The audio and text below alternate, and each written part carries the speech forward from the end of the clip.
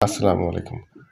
সরকারি প্রাথমিক বিদ্যালয়সমূহে প্রাক প্রাথমিক থেকে পঞ্চম শ্রেণী পর্যন্ত শিক্ষার্থী ভর্তি চলছে।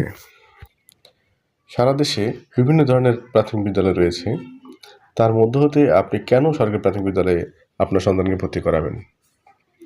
আসুন এ বিষয়ে কিছু তথ্য জেনে নিই। সরকারি প্রাথমিক বিদ্যালয়ে ভর্তির সবচেয়ে সর্বপ্রথম যে সুযোগ সুবিধাটা আমরা পাই সেটা হচ্ছে বিনামূল্যে বই বিতরণ করা হয়। প্রতি বছরের ১লা জানুয়ারি বই উৎসবের মাধ্যমে শতভাগ শিক্ষার্থীকে শতভাগ নতুন বই প্রদান করা হয়ে থাকে। ছাত্রছাত্রীদের উপবৃত্তি প্রদান করা হয়। ভর্তিকৃত সকল শিক্ষার্থীকে প্রতি মাসে উপবৃত্তি প্রদান করা হয়ে থাকে। ছাত্রছাত্রীদের কোনো বেতন দিতে হয় না। এতে করে অভিভাবকদের অনেক টাকা সাশ্রয় হয়। প্রশিক্ষণপ্রাপ্ত এবং যোগ্যতা সম্পন্ন শিক্ষকদের দিয়েই পাঠদান করানো হয়। আপনারা জানেন সরকারি প্রাথমিক বিদ্যালয়ে শিক্ষক নিয়োগের ক্ষেত্রে প্রতি বছর নিয়োগে লক্ষ লক্ষ আবেদন পড়ে।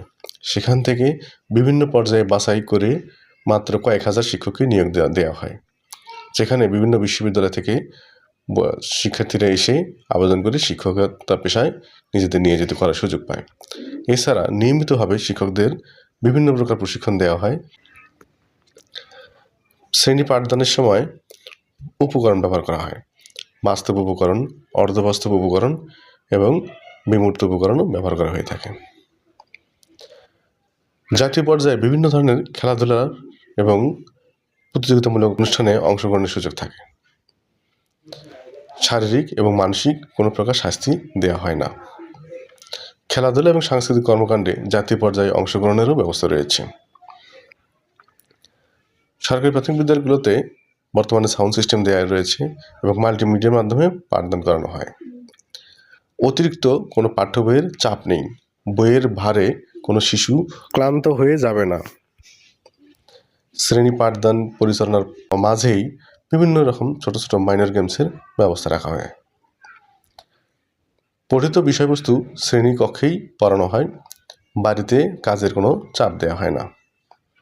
বিভিন্ন সভা সমাবেশের মাধ্যমে অভিভাবকদের সচেতন করা হয়। সর্বোপরি মাতৃস্নেহে পাঠদান করা হয়।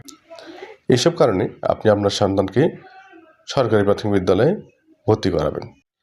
ভিডিওটি ভালো লাগলে ভিডিওটিতে একটি লাইক করে চ্যানেলটি সাবস্ক্রাইব করে দিন।